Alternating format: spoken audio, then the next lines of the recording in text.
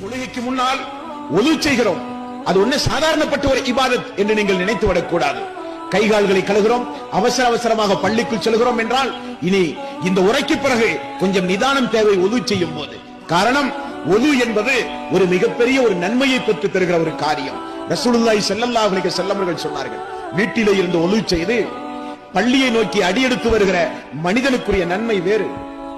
ஒது செய்ய நீங்கள் அமரும் போது யாரிடத்திலும் பேசாமல் விஸ்மையை கொண்டு துவக்கி கைகளை கழுவும் போது கை செய்கிற பாவம் மன்னிக்கப்படுகின்றது.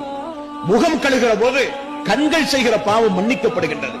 கைகளும் கால்களும் உறுப்புகள் எல்லாம் கழுவி முடிக்கிற போது அன்றைக்கு அந்த உறுப்புகள் செய்த பாவங்கள் எல்லாம் மன்னிக்கப்படுகிறது என்றார்கள் ரசூலுல்லாஹி ஸல்லல்லாஹு அலைஹி வஸல்லம்.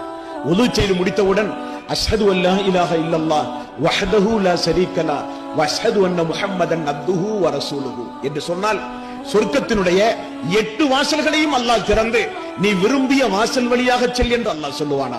அதுபோக ஒது செய்த பிறகு ஒதுவுக்காக 2 ரக்காத்து தொழுகையை யார் தொழுகிறார்களோ அவர்கள் அன்று பிறந்த பாலகனை போல முற்சென்ற பாவங்கள் எல்லாம் மன்னிக்கப்பட்டது என்றார்கள் நபிகள் நாயகம் ஸல்லல்லாஹு அலைஹி வஸல்லம். வீட்டிலே இருந்து ஒது செய்து பள்ளியை நோக்கி நாம் நடந்து வருகிற போது ஒரு எட்டு எடுத்து வைத்தால் ஒரு பாவம் மன்னிக்கப்படுகிறது. ஒரு எட்டு எடுத்து வைக்கும் போது பதவிகள் உயர்த்தப்படுகிறது, அந்தஸ்துகள் உயர்த்தப்படுகிறது என்றார்கள் ரசூலுல்லாஹி